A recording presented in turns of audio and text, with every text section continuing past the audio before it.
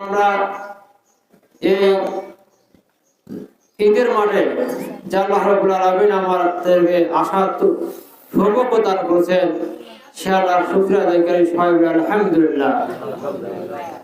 দরুদ ও সালাম বিশ্ব মানবতার মুক্তির দিশারি সাইয়্যিদুল মুরসালিন খতাবুন নবীন সর্বকালের সর্বশ্রেষ্ঠ মানব শিরোমণি হযরত মুহাম্মদ রাসূলুল্লাহ সাল্লাল্লাহু আলাইহি ওয়াসাল্লাম সাল্লাল্লাহু আলাইহি ওয়াসাল্লাম। সম্মানিত উপস্থিতি, আজকে আমরা এমন একদিন ঈদ উদযাপন করছি। আজকে আমরা আনন্দে দিন কাটতেছি, ফুর্তিতে আমাদের দিন কাটতেছে। বাজারে যাচ্ছি, হাট বাজারে যাচ্ছি, ছেলে মেয়েদের নিয়ে আনন্দ করতেছি। কিন্তু এমন এক মুহূর্তে ফিলিস্তিনবাসী, ওই দেশ ফিলিস্তিন সহ বিশ্বের অনেক মুসলিম দেশ, যেখানে মুসলমানরা আনন্দ, তাদের মধ্যে কোনো আনন্দ নাই।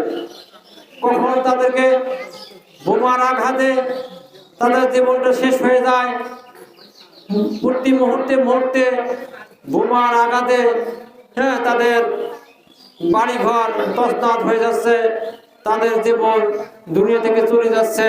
ঠিক এই মুহূর্তেও আমরা আজকে এখানে আমরা আনন্দ করতে পারতেছি। এই জন্য আবার আল্লাহ শুকরিয়া আদায় করি, আলহামদুলিল্লাহ।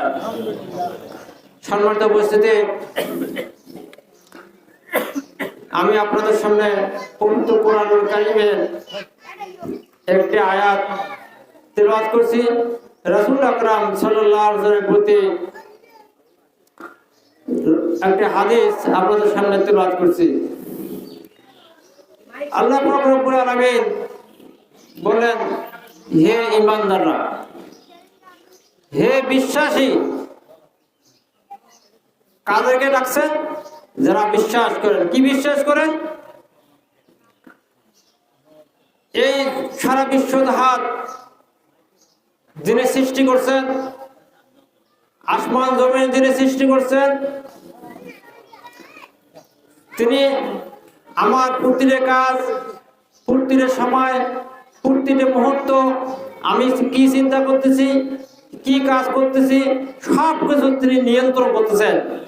যিনি ভিডিও করতেছেন, যিনি আমাদের প্রতিটা চিন্তা রেকর্ড করতেছেন, এই বিশ্বাস যিনি করেন।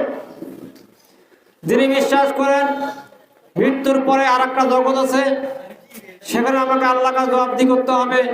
মৃত্যুর পরে আমাকে খাইতে হবে, মৃত্যুর পরেও আমাকে পড়তে হবে। সেখানে দুইটা জায়গা আছে, একটা আছে জাহান্নাম আর একটা জান্নাত। একটা আছে জাহান্নাম আর একটা আছে জান্নাত। এই বিশ্বাস যারা করে তাদেরকে আল্লাহ পাক লক্ষ্য করে বলেছেন, ইয়া আইয়ুহাল্লাযীনা আমানু, হে ঈমানদাররা, যারা তোমরা বিশ্বাস করো যে আখিরাত আছে, জাহান্নাম আছে, জান্নাত আছে। যারা ভালো কাজ করবে তাদের জন্য ভালো জান্নাত রয়েছে, আর যারা খারাপ কাজ করবে, যারা পাপ কাজ করবে, তাদের জন্য জাহান্নাম আল্লাহ রেডি করে রেখেছেন। জান্নাত এমন একটা জায়গা, যে জায়গাটা আনন্দের জায়গা, সেখানে কোনো অশান্তি নাই। সেখানে যারা জান্নাতি, যারা যখন যেটা চাইবে সঙ্গে সঙ্গে তাদের মুখের মধ্যে হাজির হবে। সেখানে আছে দুধের নহর, সেখানে আছে মধুর নহর, সেখানে আছে সুন্দর ফল ফলাদি, আঙ্গুর থেকে শুরু করে সেখানে খাট আছে, পালং আছে, সুন্দর সুন্দর ভাবে থাকার ব্যবস্থা আছে। জান্নাতীরা সেখানে উড়ি বেড়াইতে পারবে, মুহূর্তের মধ্যে এদিক ওদিক তারা ছোটাছুটি করবে, তারা গাছে গাছে ডালে ডালে তারা উড়ি বেড়াইতে পারবে। এই ধরনের ক্ষমতা আল্লাহ রাব্বুল আলামিন জান্নাতীদের দান করবেন। আর জান্নাতীদের জন্য হুর গিলমান রয়েছে, তাদের জন্য সুগন্ধ রয়েছে। সেখানে কোনো ব্যথা থাকবে না, সেখানে কোনো কষ্ট থাকবে না, সেখানে কোনো মাথার ব্যথা থাকবে না, সেখানে কোনো পেট ব্যথা থাকবে না, সেখানে আনন্দ আর আনন্দ। সেখানে যারা জান্নাতে একবার ঢুকবে, জান্নাত থেকে কেউ আর বার হতে চাইবে না। এমন একটা জায়গার নাম হচ্ছে জান্নাত। পরখ করে আর একটা জায়গা আছে যেটা আগুনে ভরপুর। সেখানে জাহান্নামীদেরকে খিদা লাগবে, খিদায় তারা কাতরাতে থাকবে, তারা খাদ্য চাইবে। তখন তাদেরকে খাদ্য দেওয়া হবে জাকুম নামক একটা ফল। যে জাকুম খাদ্য খাওয়ার সঙ্গে সঙ্গে তাদের উদুত্ব পড়বে না, তাদের পেট ভরবে না, বরঞ্চ তাদের নাড় ভুঁড়ি করে যাবে সেই খাওয়ার পর। মানে এই ফল খাওয়ার পর তাদের নাড় ভুঁড়ি করে দেবে, এত তিতা। এবং সেখানে এত পিপাসা লাগবে, পিপাসায় জাহান্নামীরা কাতরাবে, সেখানে তারা পানি পানি মেরে চিল্লাবে। তখন তাদেরকে ফুরন্ত পানি দেওয়া হবে, ফুরন্ত রক্ত খাইতে দেওয়া হবে, যেটা খায় তাদের পিপাসা তো মিটবে না, তাদের নাড় ভুঁড়ি করে যাবে, তারা কাতরাবে, তারা চিল্লাবে, ইয়া লাইতানি কুনতু তুরাবা, হায় আজকে যদি আমি মাটি হয়ে যেতাম, হায় আজকে যদি আমি ধ্বংস হয়ে যেতাম, আমার জন্য কত ভালো হইতো। হায় আজকে যদি আমি মিশে যেতে পারতাম, আমার জন্য কতই না ভালো হইতো। এভাবে তারা নিজের আঙ্গুল নিজে কামড়াইবে, নিজের দোষের জন্য তারা নিজে কামড়াইতে থাকবে, হায় আমি কি করছি। তারা আল্লাহকে বলতে থাকবে, রব্বুল আলামিন, আপনি আমাদেরকে দুনিয়াতে আরেকবার পাঠিয়ে দিও, আমি দুনিয়াতে গিয়ে দান সৎকার করবো, নামাজ কালাম পড়বো, ভালো হয়ে চলবো, তোমার কথা মতো চলবো। আল্লাহ বলবে তোমার এই আর সুযোগ নাই। জাহান্নামের ফেরেশতারা জিজ্ঞেস করবে, তোমাদের কাছে কোনো কেউ সতর্ককারী আসি নাই? তোমাকে কেউ কি তোমাকে সতর্ক করে নাই? তোমাকে কেউ কি তোমাকে এই কথা বলে নাই যে আল্লাহকে না মানলে, নামাজ কালাম না পড়ে তোমাকে জাহান্নামে যাইতে হবে? তারা বলবে ক্বালু বালা, হ্যাঁ আমাদেরকে বলছিল, কিন্তু আমরা সেদিন এটাকে অস্বীকার করেছিলাম, এটাকে আমরা গুরুত্ব দিই নাই, এটাকে আমরা মানি নাই, এটাকে আমরা অবহেলা করছি। আমরা মনে করছিলাম এই সময় তার ওলামা মনে হয় এমনিতে বলতেছে কোনো জান্নাত জাহান্নাম বলতে কিছু নাই। তোরা কি বলছে? আমরা এটাকে অস্বীকার করছিলাম, আমরা আজকে এটা অমান্য করছিলাম। তাদেরকে জিজ্ঞাসা করা হবে, তোমরা আজকে জাহান্নামে কেন? এই জাহান্নামীরা বলবে লাম নাকু মিনাল মুসাল্লিন, আমরা দুনিয়াতে মুসল্লি ছিলাম না, দুনিয়াতে আমরা নামাজি ছিলাম না, এই কারণে আজকে আমরা জাহান্নামে দাওদার করে আগুনে জ্বলতেছি। সম্মানিত উপস্থিতি, এই জাহান্নাম থেকে বাঁচার জন্য, জাহান্নাম থেকে বাঁচার জন্য আল্লাহ রাব্বুল আলামিন বিভিন্ন কর্মপন্থা আমাদের শিক্ষা দিয়েছেন, বিভিন্ন পন্থা পদ্ধতি আমাদের শিক্ষা দিয়েছেন। এমন একটা অস্ত্র আল্লাহ পাক আমাদেরকে দিয়েছেন, যে অস্ত্রটার নাম হচ্ছে রোজা। যে অস্ত্রের নাম কি? অস্ত্র, এই অস্ত্রের নাম হচ্ছে সিয়াম। এই সিয়ামের মাধ্যমে প্রকৃত পরহেজগার মুত্তাকি হওয়ার একটা সুযোগ ছিল, সেটা হচ্ছে রমজান মাসে রোজা। আল্লাহ নবী একদিন আমিন বলতেছেন, মসজিদে মিম্বারে উঠতেছেন, তিনি প্রথম সিঁড়িতে উঠলেন, আমিন বললেন, দ্বিতীয় সিঁড়িতে উঠলেন, আমিন বললেন, তৃতীয় সিঁড়িতে উঠলেন, আমিন বললেন। সাহাবায়ে কেরাম আশ্চর্য হয়ে গেল। সাহাবায়ে কেরাম জিজ্ঞেস করলো, ইয়া রাসূলুল্লাহ, আপনি একা একা আমিন বলতেছেন কারণ কি? আপনি একা একা আমিন বলতেছেন কারণ কি? আল্লাহ নবী মুহাম্মদুর রাসূলুল্লাহ সাল্লাল্লাহু আলাইহি ওয়াসাল্লাম বললেন, এই মুহূর্তে আমার কাছে হযরত জিবরাইল আলাইহিস সালাম আসছিলেন। তিনি বললেন, যে ব্যক্তি মুহাম্মদুর রাসূলুল্লাহ সাল্লাল্লাহু আলাইহি ওয়াসাল্লামের নাম নিল অথচ দরুদ শরীফ পড়ল না, তার জন্য ধ্বংস। আমি বললাম আমিন। এরপর আমি আরেক সিঁড়িতে উঠলাম। জিবরাইল আলাইহিস সালাম বললেন, যে ব্যক্তি পিতামাতাকে পাইল অথচ পিতামাতার সেবা করে জান্নাত যেতে পারলো না, তার জন্য ধ্বংস। আমি বললাম আমিন, আল্লাহ তুমি কবুল করে নাও। এরপর বলল, যে ব্যক্তি রমজান মাসে পাইল অথচ নিজের গুনাহগুলো ক্ষমা করতে পারলো না, তার জন্য ধ্বংস। আমি বললাম আমিন। তাহলে পিতামাতাকে পাওয়ার পর যে পিতামাতার সেবা করলো না, আল্লাহ রাসূল তার জন্য লানত করেছে, অভিশাপ দিয়েছেন। এরপর যে ব্যক্তি রমজান মাস পাইল অথচ নিজেদের গুনাহগুলো ক্ষমা করে নিতে পারলো না, আল্লাহর নবী তাদেরকে অভিশাপ দিয়েছেন, এরা হবে জাহান্নামী, দাও দাও করে আগুনে তারা চিরদিন জ্বলতে থাকবে, দাউ দাউ করে আগুনে চলতে থাকবে যারা তাদের গুনাহগুলো ক্ষমা করে দিতে পারলো না। তাহলে এই রমজানের রোজার উদ্দেশ্য কি? আল্লাহ বলেছেন কুতিবা আলাইকুমুস সিয়াম কামা কুতিবা আলাল্লাযিনা মিন ক্বাবলিকুম লাআল্লাকুম তাত্তাকুন। আমি রোজা ফরজ করেছি যেমন ফরজ করেছিলাম তোমাদের পূর্বেকার উপর। এটার উদ্দেশ্য হচ্ছে যাতে তোমরা মুত্তাকি হতে পারো। উদ্দেশ্যটা কি? মুত্তাকি হওয়া। আমি 1 মাস রোজা থাকলাম, 1 মাস রোজা থাকার পর যদি আমি মুত্তাকি হতে না পারি, 1 মাস রোজা থাকার পর মধ্যে আমার অন্তরে আল্লাহর ভয় সৃষ্টি না হয়, তাহলে আমার কি অবস্থা? আল্লাহ রাসূল বলেছেন কিছু রোজাদার আছে শুধু তাদের না খেয়ে থাকাই হয়, কিছু নামাজি আছে তাদের শুধু উঠে বসে হয়, তাদের নামাজ আল্লাহর কাছে কবুল হয় না। আর কিছু রোজাদার আছে যাদের রোজা আল্লাহর কাছে কবুল হয় না, তাদের না খেয়ে থাকাই হয়। আল্লাহ রাসূল বললেন যে ব্যক্তি মিথ্যা কথা অনুরূপ আমল করতে পারল না, তার না খেয়ে থাকার কোনো প্রয়োজন নাই। মিথ্যা কথা আমি পরিত্যাগ করতে পারলাম না। রমজানের রোজা শুধু না খেয়ে থাকার নাম রোজা নয়। রমজানের রোজা হচ্ছে আমি মিথ্যা কথা বলবো না, অনুরূপ আমল করব না, গীবত করব না, পরনিন্দা করব না, মানুষকে কষ্ট দেব না, মানুষকে ঠকাবো না, মানুষের সঙ্গে প্রতারণা করবো না, ওজনে কম দেবো না, খাদ্যে ভেজাল দেবো না, 5 ওয়াক্ত নামাজ সময় মতো আদায় করব, জামাতের সহিত নামাজ আদায় করবো। আল্লাহ বলছেন ওয়ারকা ও মাস তোমরা রুকুকারীদের সঙ্গে রুকু করো। আমি যদি দৌড়ে যা সে বাড়িতে বাসায় ঘরে ঘরে বসে ফরজ নামাজ পড়ি, এই নামাজ আল্লাহর কাছে কবুল হবে না। নামাজ পড়তে হবে মসজিদে এবং জামাতের সাথে নামাজ পড়তে হবে। তাহলে এখন আমরা চিন্তা করি, আল্লাহ রাসূল বলেছেন মান সামা রমজানান ঈমানান ইহতিসাবান গুফিরা লাহু মা তাকদ্দামা মিন যামবিহি ওয়া মা তাআখারা।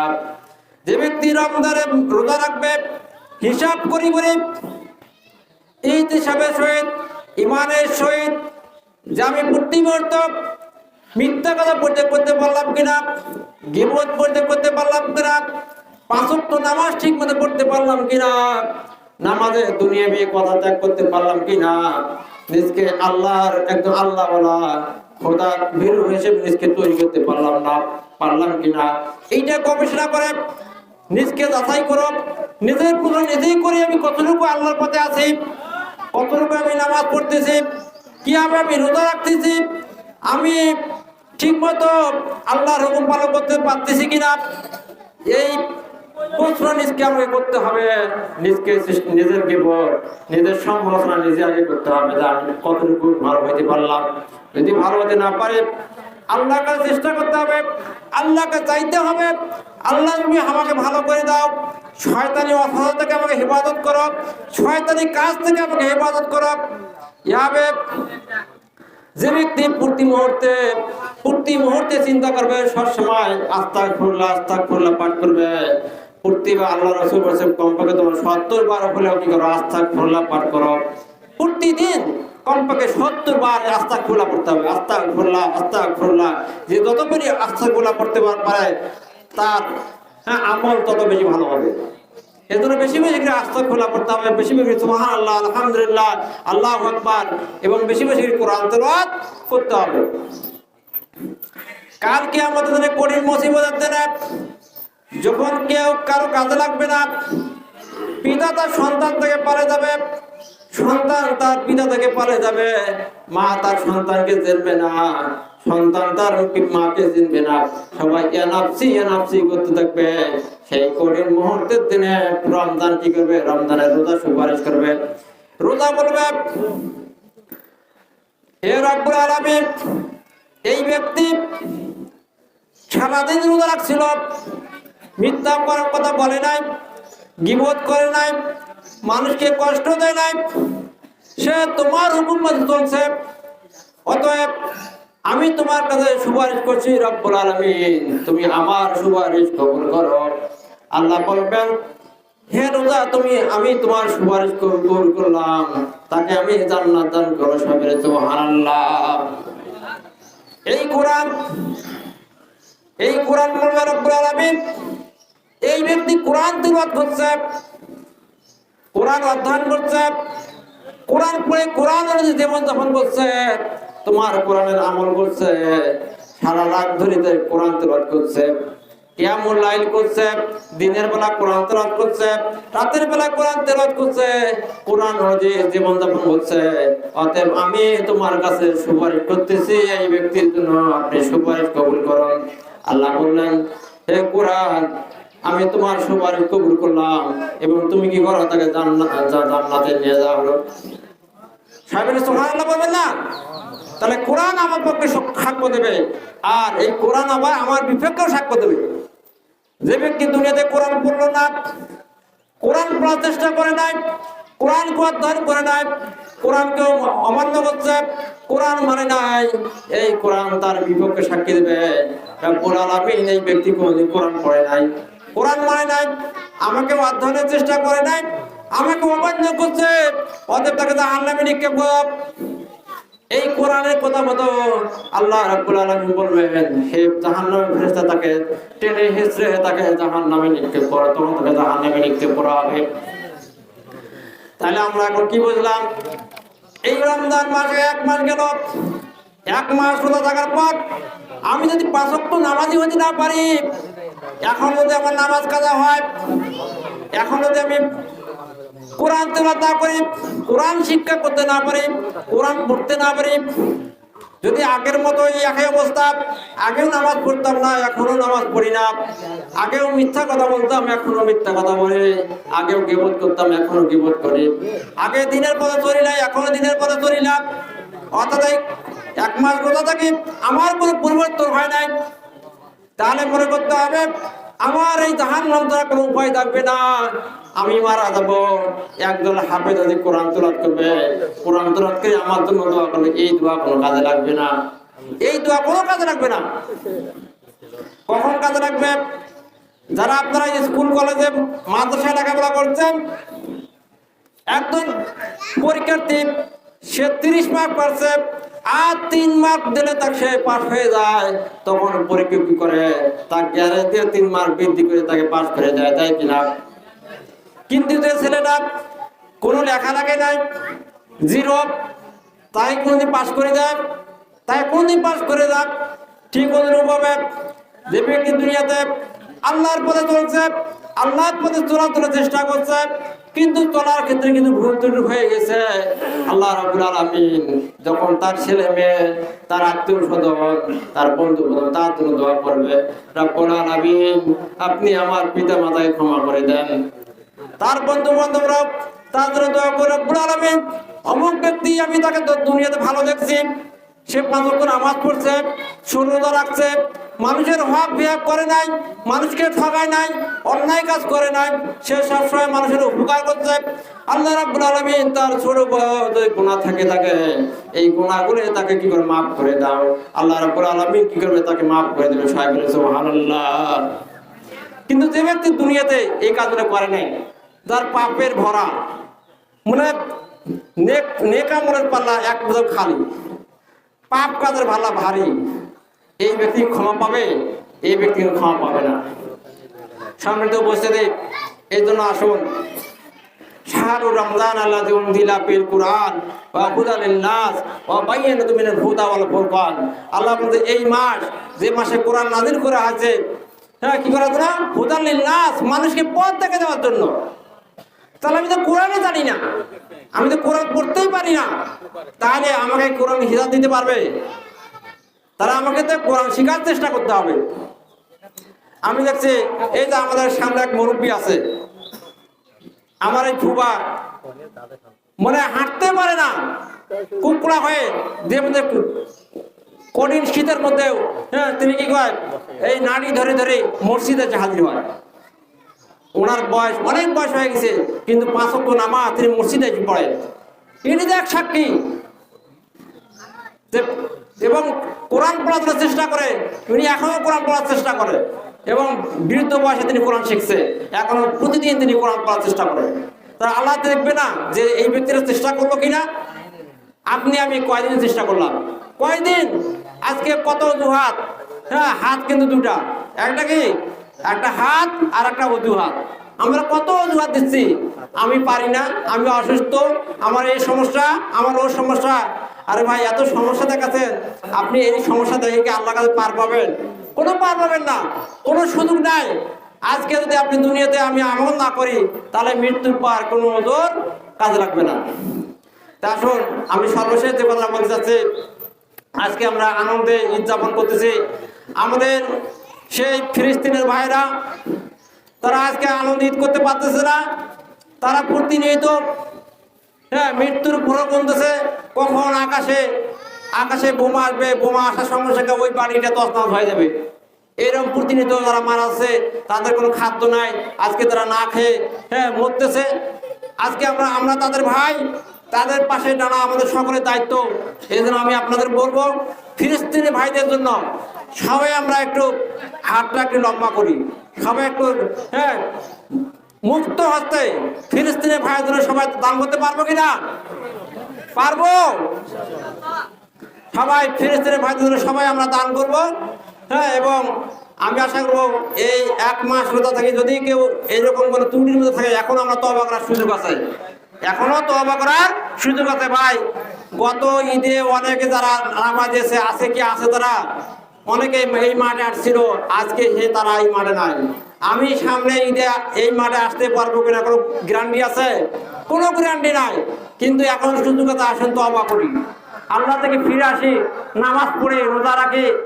যদি নামাজ কোরআন পড়তে না জানি, যারা কোরআন পড়ে, যারা কোরআন জানে, তাদের কাছে যায় যে আমাকে কিছু শিখাও। প্রতিদিন একটা করে শেখেন, আজকে আলিফ শেখেন, কালকে বা শেখেন, কালকে তা শেখেন, কালকে সা শেখেন, একদিন জিম শেখেন। আমি বুঝতে, আপনি চেষ্টা করেন, আল্লাহ দেখবে আপনার অন্তর। আল্লাহ কি দেখবে? আপনার অন্তর, যে আপনি আসলে আল্লাহ ধরুন পাগল কিনা, আপনি আল্লাহকে ভয় করেন কিনা, এইটি আল্লাহ দেখতে চান। আল্লাহ অন্য কিছু দেখতে চান না। তা আল্লাহ পাক আমাদেরকে সকলকে মাফ করো। আমি আর একটা কথা বলে শেষ করব। এক ব্যক্তি, আপনারা সবাই হয়তো এই ঘটনা শোনেন, এক ব্যক্তি কি করছে, অসংখ্য মানুষকে হত্যা করছে, অসংখ্য মানুষকে হত্যা করছে।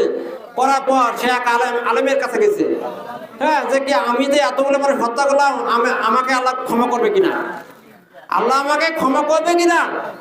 ওই ব্যক্তি বলে, না, এতগুলো মানুষ তুমি হত্যা করছো, তোমার তো ক্ষমা নাই। ওই রাগে ওই লোক কি করলো, তাকেও হত্যা করে ফেলেছে। কেন তুমি এই কাজ করলে? তখন ওই ব্যক্তি আর ব্যক্তির কাছে গেছে যে আমি আমার ক্ষমা হবে কিনা, আমি বাঁচবো কিনা, এই জন্য তো সরাসরি শুরু করছে। তখন ওই ব্যক্তি বললো, হ্যাঁ, মাফ করতে পারে, তো মাফ হতে পারে, তুমি কি করো, অমুক আলেমের কাছে যাও, অমুক আলেমের কাছে গেলে তিনি তোমাকে দ্বীনের শিক্ষা দেবে। ওই ব্যক্তি আল্লাহর ভয়ে ভীত হয়ে দুনিয়ার সমস্ত কাজকে বাদ দিয়ে ওই আলেমের খুঁজে ছুটতেছেন, যাচ্ছেন, রাস্তার মধ্যে তিনি মারা গেছেন। মারা যাওয়ার পর জাহান্নামী যারা ফেরেশতা, তাকে জাহান্নামে নিয়ে যাওয়া টানতেছে, আর জান্নাতি ফেরেশতা জান্নাতে নিয়ে যাওয়া টানতেছে। দুই ফেরেশতা ঝগড়া শুরু করে দিল। একবার তারা আল্লাহর কাছে তারা বিচার দিল, আল্লাহর কাছে তারা যে জাহান্নামী ফেরেশতা, সে আল্লাহর কাছে বলল, রব্বুল আলামিন, এই ব্যক্তি তো অসংখ্য মানুষকে হত্যা করছে, অতএব সে জাহান্নামের যোগ্য, সে তো দুনিয়াতে ভালো কাজ করে নাই। আর জান্নাতি ফেরেশতা তারা আল্লাহকে বলল, রব্বুল আলামিন, এই ব্যক্তি থেকে তওবা করছে, সে তো এখন আল্লাহর পথে আসছে, অতএব তাকে জান্নাত দাও হোক। আল্লাহ রাব্বুল আলামিন ফয়সালা দিলেন যে দেখো, ওই ব্যক্তি যেখানে মারা গেছে সেই জায়গাটা তার বাড়ির কাছে না আলেমের বাড়ির কাছে। তখন আল্লাহ রাব্বুল আলামিন করলেন তার কুদরতি কায়দায় ওই ব্যক্তি যেখানে মারা গেছে ওই জায়গাটা আলেমের বাড়ির কাছাকাছি নিয়ে গেলেন। তখন মাফ করে দেখা হলো যে ওই ব্যক্তি যেখানে মারা গেছে ওই জায়গাটা আলেমের বাড়ির কাছাকাছি। আল্লাহ রাব্বুল আলামিন বললেন তাকে জান্নাত দান করো। সুবহানাল্লাহ। এটা তওবার নামে তওবা, যে তওবা করতে হবে, আল্লাহর কাছে ফিরে আসতে হবে, তাহলে আল্লাহ পাক কি করবে? আপনার গুনাহগুলো মাফ করে দেবে।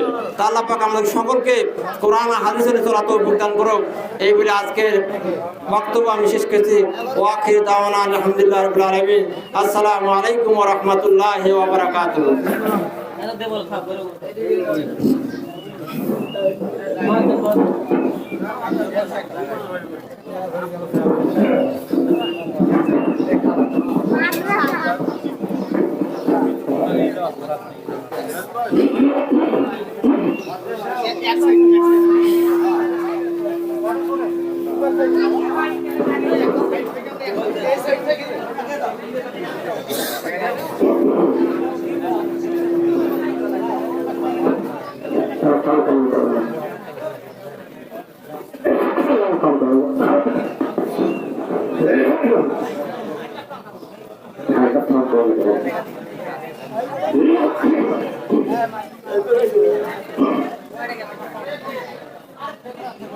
আসসালামু আলাইকুম ওয়া রাহমাতুল্লাহি ওয়া বারাকাতুহু।